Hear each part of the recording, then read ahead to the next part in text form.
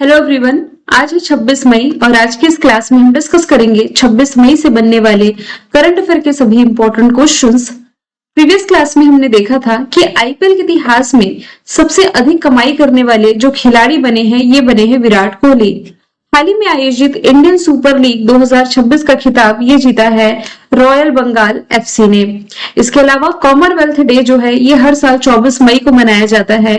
किस भारतीय को कॉमनवेल्थ शतरंज संघ का अध्यक्ष नियुक्त किया गया? तो ये भरत सिंह चौहान है। रिसेंटली सामाजिक न्याय अधिकारिता मंत्रालय ने जीवन मोबाइल ऐप लॉन्च किया जिसकी फुल फॉर्म बनती है joint elderly empowerment and virtual assistance network. Bharat Cyprus के बीच जो स्ट्रेटेजिक पार्टनरशिप हुई है इसके तहत साइप्रस ने भारत द्वारा शुरू किए गए इंडो पैसिफिक ओशन इनिशिएटिव के trade connectivity and maritime transport pillar में शामिल होने की ऑफिशियली तौर पर घोषणा करी है।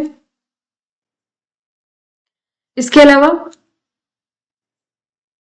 भारत ने साइप्रस को अपनी आरोग्य मैत्री पहल के तहत आपदा प्रबंधन के लिए भीष्म क्यूब हॉस्पिटल जो पोर्टेबल हॉस्पिटल थे ये गिफ्ट किए हैं। हाल ही में डीआरडीओ और भारतीय नौसेना द्वारा ओडिशा के तट से एक हेलीकॉप्टर से परीक्षण की गई स्वदेशी मिसाइल है NASM-SR। इसकी फुल फॉर्म है naval antiship missile short range. Taiwan travelogue उपन्यास के लिए जिसने इंटरनेशनल बुकर पुरस्कार जीता है ये मंदारिन चीनी लैंग्वेज में लिखी गई है। ग्रामीण स्वच्छता सर्वे 2025 में बिहार को ग्रामीण सफाई में सबसे अच्छा पूर्वी राज्य माना गया और वामन वन ये जो पहल है ये दिल्ली द्वारा या दिल्ली के वन विभाग द्वारा शुरू की गई एक नई पारिस्थितिकी और शैक्षिक पहल है। तो सभी क्वेश्चंस हम देख चुके हैं प्रीवियस क्लास में। आज के इस क्लास में मैंने माइक चेंज किया है तो वॉइस थोड़ी सी इंप्रूव हुई होगी, वॉइस की क्वालिटी पहले से यदि बेहतर है तो कमेंट बॉक्स में बताएंगे। चलिए शुरू करते हैं आज का हमारा पहला सवाल। हाल ही में भारत और किस देश की नौसेना के बीच द्विपक्षीय नौसैनिक अभ्यास वरुणा का आयोजन किया गया अरब सागर में? तो देखिए शक्ति, वरुण, गरुड़ ये तीनों ही एक्सरसाइज भारत की फ्रांस के साथ होने वाली एक्सरसाइज है। एग्जामिनर क्वेश्चन को घुमा करके पूछ सकता है। मान लीजिए डायरेक्ट नहीं पूछेगा कि वरुण एक्सरसाइज भारत की किस देश के साथ है, या डायरेक्ट पूछ लिया गया कि भारत और फ्रांस के बीच होने वाली जो वरुण एक्सरसाइज है ये किस तरह की एक्सरसाइज है। क्या ये ज्वाइंट मिलिट्री एक्सरसाइज है, एयरफोर्स एक्सरसाइज है, नेवल एक्सरसाइज है? याद रखिए ये नेवल एक्सरसाइज का एग्जाम्पल है। तो हाल ही में भारतीय नौसेना और फ्रांस की नौसेना के बीच ये वरुणा अभ्यास कहाँ शुरू हुआ है? तो वेन्यू है अरब सागर में। अब एग्जामिनर ने थोड़ा सा पैटर्न भी चेंज किया है। आप लोगों ने हालिया के एग्जाम में देखा होगा युद्धाभ्यास में पार्टिसिपेट करने वाले जो युद्धपोत हैं इससे क्वेश्चन बनते हैं। जैसे कि युद्धाभ्यास जो रहा है इसमें भारत की तरफ से स्वदेशी गाइडेड मिसाइल डिस्ट्रॉयर आधुनिक युद्धपोत P8I इसने पार्टिसिपेट किया है। वहीं फ्रांस की नौसेना की तरफ से इसका सबसे खतरनाक परमाणु ऊर्जा से चलने वाला सबमरीन और फाइटर जेट से लेस विमान वाहक पोतों के साथ ये मैदान में उतर चुका है। एक फैक्ट यहां पर मैंने लिखा है, भारत और फ्रांस के बीच होने वाली एक्सरसाइज शक्ति, वरुण, गरुड़ है, जिसमें कि अभी आप रिलेट करेंगे तो वरुणा अभी हमने देखा ये नेवल एक्सरसाइज है, गरुड़ा एयरफोर्स एक्सरसाइज है और शक्ति हो जाएगी ज्वाइंट मिलिट्री एक्सरसाइज। तो यहां से 1, 2, 3 ये आंसर सही है। अगला सवाल फिर इसी से रिलेट करते हुए कि किस तरीके के क्वेश्चंस बन सकते हैं। भारतीय नौसेना और फ्रांस की नौसेना के बीच द्विपक्षीय समुद्री सहयोग अभ्यास की शुरुआत किस वर्ष की गई थी, जिसे बाद में यानी कि 2001 में इसे वरुण नाम दिया गया? तो ये 1993 में शुरू की गई एक्सरसाइज थी। तो यहाँ पर एक चार्ट में लिखा है वरुणा अभ्यास का नाम है। भारत और फ्रांस के बीच कैसी एक्सरसाइज है? Naval exercise. कहाँ शुरू हुई? तो ये अरेबियन सी में शुरू हुई है। गरुड़ा एयरफोर्स एक्सरसाइज है, शक्ति आर्मी एक्सरसाइज है। ये एक्सरसाइज 1993 से शुरू हुआ है वरुण एक्सरसाइज, लेकिन 2001 में इसका नामकरण वरुणा किया गया था। अब कुछ एक्सरसाइज पर नजर डालते हैं जो हालिया हुई है। तो सिम्बेक्स एक्सरसाइज भारत की कंबोडिया के साथ हुई। वज्र प्रहार युद्धाभ्यास टाइगर क्लॉ अमेरिका के साथ, इंदिरा रशिया के साथ। मालाबार क्वाड कंट्रीज के बीच हुआ है गुआम में। क्वाड कंट्रीज में अमेरिका शामिल है, जापान शामिल है, इंडिया शामिल है और ऑस्ट्रेलिया शामिल है। खान क्लस्ट मंगोलिया के साथ, मैत्री थाईलैंड के साथ, कंजर किर्गिस्तान के साथ, दसलिक अभ्यास उज्बेकिस्तान के साथ, साइक्लोन 4 इजिप्ट के साथ। जबकि डेजर्ट साइक्लोन यदि लिखा है तो यूएई के साथ।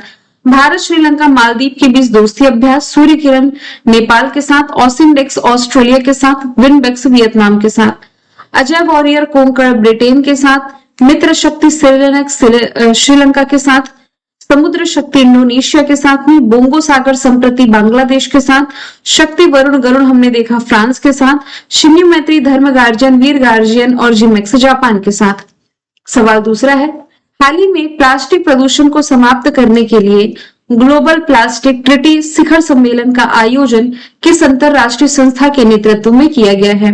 आंसर इसका हो जाएगा UNEP, United Nations Environment Programme. अभी क्या हुआ है कि ग्लोबल प्लास्टिक ट्रीटी या आप कह सकते हैं वैश्विक प्लास्टिक संधि पर जो शिखर सम्मेलन और वार्ताओं का आयोजन है, ये यूएनईपी के ही नेतृत्व में किया जा रहा है। इसका पर्पस क्या है?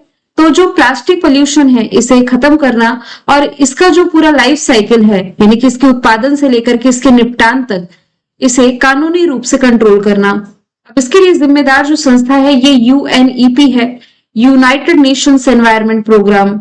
इसका फॉर्मेशन ईयर है 5 जून 1972, इसलिए 5 जून को हम क्या मनाते हैं?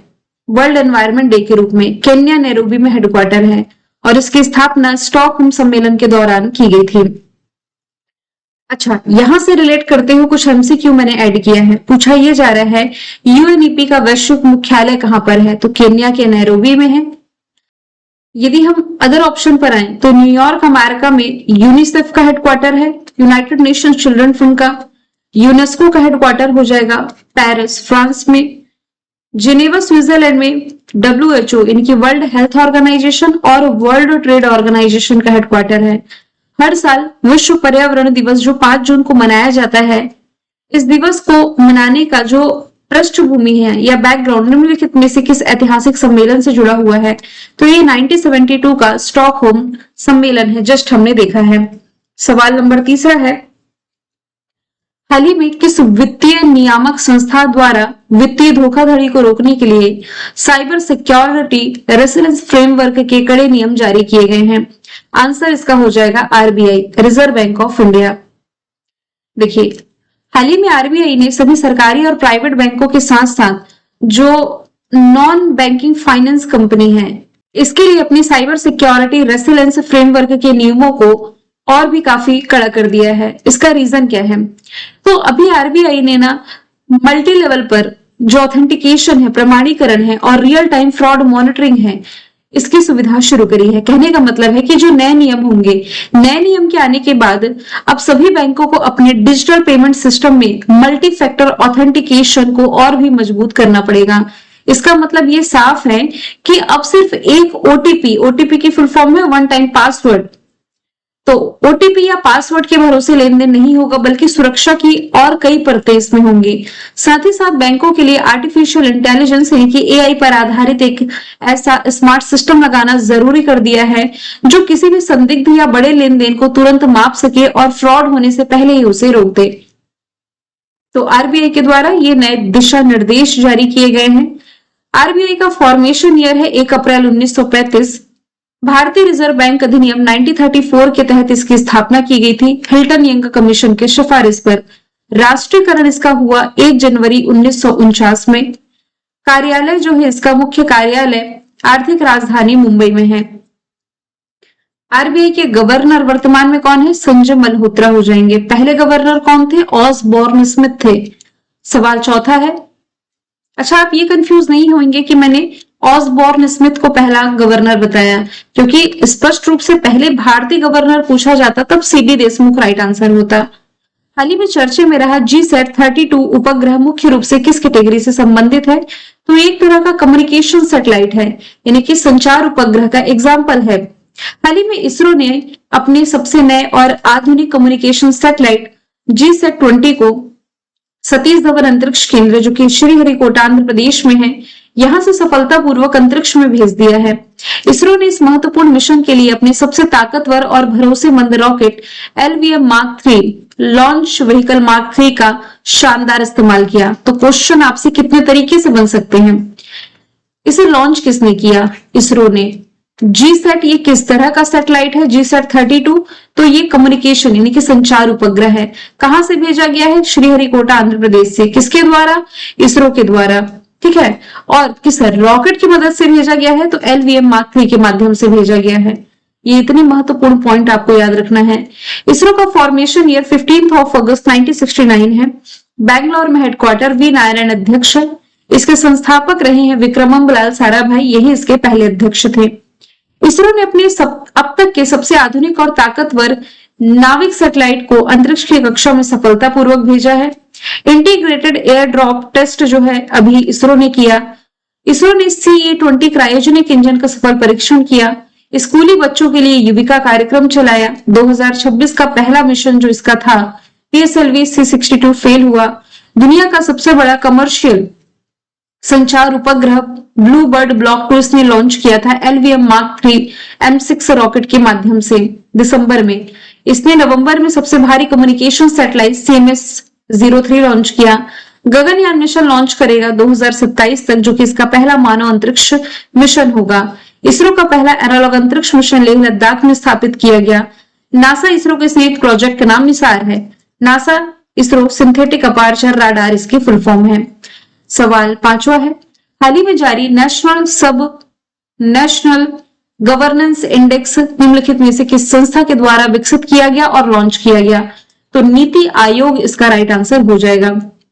हाल ही में नीति आयोग ने राज्यों के बीच आपसी तालमेल और विकास की होड़ को बढ़ावा देने के लिए नेशनल सब नेशनल गवर्नेंस इंडेक्स जारी कर दिया है। इजी लैंग्वेज में हम ये भी कह सकते हैं कि ये जो इंडेक्स है ये दिखाता है या ये देखता है कि हमारे अलग अलग राज्यों और केंद्र शासित प्रदेशों में सरकारी नीतियां जो पॉलिसीज हैं ये कागजों से निकलकर जमीनी स्तर पर कितनी प्रभावी ढंग से एक्चुअल में इंप्लीमेंट हो रही है। नीति आयोग यानी कि national institution for transforming India योजना आयोग के स्थान पर 1 जनवरी 2015 में लाया गया। इसके अध्यक्ष होते हैं देश के प्रधानमंत्री जो कि नरेंद्र मोदी हैं। उपाध्यक्ष अशोक लाहिड़ी बने हैं और CEO के रूप में निधि छिब्बर की नियुक्ति की गई। इसके गवर्निंग काउंसिल में सभी राज्यों के मुख्यमंत्री और यूटीज के उपराज्यपाल शामिल होते हैं। विभिन्न क्षेत्रों के विशेषज्ञ इसके पूर्णकालिक सदस्य और अंशकालिक सदस्य हो सकते हैं। सवाल 6वां है, चंद्रयान 3 किस वर्ष लॉन्च किया गया था जिसे 2026 के गोडार्ड एस्ट्रोनॉटिक्स पुरस्कार से सम्मानित किया गया है? तो इसे लॉन्च किया गया था 14 जुलाई 2023 को। लगभग 3 साल होने जा रहे हैं। तो भारत के इस ऐतिहासिक चंद्रयान 3 मिशन को American institute of aeronautics and astronautics द्वारा 2026 के प्रतिष्ठित गोडार्ड एस्ट्रोनॉटिक्स अवार्ड से सम्मानित किया गया। वॉशिंगटन DC में आयोजित विशेष समारोह में इसरो की तरफ से यह अवार्ड प्राप्त किया है अमेरिका में जो भारतीय राजदूत है विनय क्वात्रा, इनके द्वारा। इसलिए तो चंद्रयान 3 की ऐतिहासिक सफलता और उसके द्वारा चंद्रमा के जो साउथ पोल है इस पर पहली बार जो सॉफ्ट लैंडिंग की गई थी इसके लिए। अभी लॉन्च किया गया था 14 जुलाई को, लेकिन इस चंद्रमा के साउथ पोल पर सफलतापूर्वक लैंड कर गया था 23 अगस्त 2023 को। इसलिए 23 अगस्त का जो दिन है ये भारत सरकार के द्वारा अंतरिक्ष दिवस यानी कि नेशनल स्पेस डे के रूप में मनाए जाने की घोषणा है जो की गई थी। किस देश के वैज्ञानिकों ने फसलों के लिए दुनिया का पहला AI आधारित जीन एडिटर विकसित किया है? तो देखिए रिसेंटली भारत के ही वैज्ञानिकों के द्वारा फसलों के लिए दुनिया का पहला AI आधारित जीन एडिटर है जो कि ये विकसित कर दिया गया है। विकसित करने वाली संस्था है इसमें ICAR यानी कि Indian council of agriculture research. तो ICAR के तहत आने वाला जो केंद्रीय चावल अनुसंधान संस्थान है जो कि ओडिशा के कटक में है, इसी के वैज्ञानिकों ने इसे विकसित किया है और प्रमाणित भी किया है। एक टर्म याद रखें, भारत में जो चावल अनुसंधान केंद्र है ये कटक ओडिशा में है, लेकिन अंतरराष्ट्रीय स्तर पर यदि हम बात करें तो जो अंतरराष्ट्रीय चावल अनुसंधान संस्थान है ये फिलीपींस मनीला में है। AI जीन एडिटर का नाम क्या है जो विकसित किया गया है? इसका नाम है प्लांट ओपन CRISPR-1 और वैज्ञानिक टीम इसमें कौन जिम्मेदार है? तो इस सफल शोध का नेतृत्व जो है ये वैज्ञानिक डॉक्टर कुतुबुद्दीन अली मोल्ला ने किया है। देखिए एक शब्द है जीन एडिटिंग, इसका क्या मतलब हुआ? देखिए जीन एडिटिंग किसी भी जीवित जीव, पेड़ पौधे, जानवर या इंसान आप कह सकते हैं, इनके जो डीएनए होता है, डीएनए में बदलाव करने की एक तरह की टेक्नोलॉजी है। इसके माध्यम से किसी बीमारी का कारण बनने वाले जो खराब जीन है इसे हटाया जा सकता है या सुधारा जा सकता है, और इसी के लिए आमतौर पर CRISPR-Cas9 टेक्नोलॉजी का इस्तेमाल होता है। लेकिन यहाँ पर फसलों के लिए दुनिया के पहले एआई आधारित जीन एडिटर की बात की जा रही है, तो ये भारत ने ही किया है। अब यहाँ पर फसलों के लिए जो जीन एडिटर है, तो कहने का मतलब है कि ऐसी उन्नत टेक्नोलॉजी जिसकी मदद से जो वैज्ञानिक होंगे इनके द्वारा पौधों के डीएनए में सटीक बदलाव किए जाएंगे। इसका पर्पस क्या है? तो फसलों की पैदावार बढ़ाना, उन्हें बीमारियों से बचाना और खराब मौसम के अनुकूल बनाना इसका पर्पस है। 8वां सवाल है, किसे 2025 के लिए संयुक्त राष्ट्र military gender advocate of the year का पुरस्कार मिला है? तो आंसर इसका अभिलाषा बराक हो जाएगा। 2025 के लिए ये जो संयुक्त राष्ट्र military gender advocate of the year award है, अभिलाषा बराक को मिला है। ये सम्मान उन्हें लेबनान में संयुक्त राष्ट्र अंतरिम बल के तहत तैनात रहने के दौरान महिलाओं और लड़कियों के सशक्तिकरण, सामुदायिक जुड़ाव, लैंगिक समानता के सिद्धांतों को बढ़ावा देने में इन्होंने जो है भूमिका निभाई है, इसके लिए मिला है। देखिए रिसेंट के अवार्ड्स पर नजर डालेंगे। भारतीय मूल के 2 वैज्ञानिक हैं जिन्हें साउथ अफ्रीका का हाईएस्ट सिविलियन ऑनर मिला है, प्रोफेसर सलीम अब्दुल करीम, प्रोफेसर कीर्तन घेड़ा। अभी हाल ही में भारतीय युवा वैज्ञानिक डॉक्टर शेखर सुमन को अमेरिका में यूनिवर्सिटी इनोवेटर अवार्ड मिला। ताइवान की लेखिका है यांग शुआंग जी, इन्हें ताइवान ट्रेवलॉग के लिए इस साल का इंटरनेशनल बुकर पुरस्कार मिला।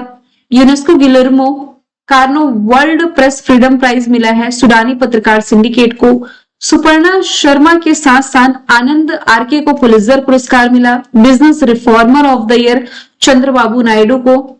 Break through prize in fundamental physics science का ऑस्कर अवार्ड जीता है तनुनाथ ने। 13वें नंबर का सुरजोत्सना राष्ट्रीय संगीत पुरस्कार जीता है सुमित्रा गुहा कृष्णराव पंडित ने। Global green icon award Jugannipalli Santosh Kumar ने। WWF national award N Aleem Yusuf ने। MS Swaminathan award Srinivas Rao. Harvard South Asian person of the year Sayani Gupta. Lata Dinanath Mangeshkar award Kailash Satyarthi के नाम। Kalinga institute of social science ने सम्मानित किया है नीता अंबानी को। चेतक स्क्रीन अवार्ड में बेस्ट डायरेक्टर का अवार्ड जीता है आदित्य धर ने धुरंधर मूवी के लिए। National book critics circle award जीता है अरुंधति रॉय ने mother Mary comes to me के लिए। एबल प्राइज गर्ल फाल्टिंग्स के नाम। प्रतिष्ठित ग्रैंड प्राइज जीता जुपल्ली कृष्णा राव ने। ज्ञानपीठ अवार्ड वैरा मथु। स्टॉकहोम जल पुरस्कार काव्य मदानी। सरस्वती सम्मान राम कुमार मुखोपाध्याय और संगीता कलानिधि सम्मान जीता है जयंती कुमारेश ने। सवाल 9वां है, किस दिन हर साल वर्ल्ड थायराइड डे मनाया जाता है? तो मई महीने की 25 तारीख को हर साल वर्ल्ड थायराइड डे के रूप में मनाया जाता है, यानी कि ऑप्शन यहां से डी राइट आंसर हो जाएगा।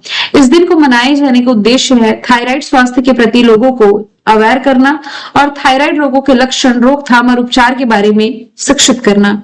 इस बार की थीम है थायराइड एंड न्यूट्रिशन। विश्व फुटबॉल दिवस कब मनाया जाता है? तो मई महीने की 25 तारीख को हर साल विश्व फुटबॉल दिवस मनाया जाता है। संयुक्त राष्ट्र महासभा ने 2024 में इस दिन को मनाए जाने की घोषणा करी थी।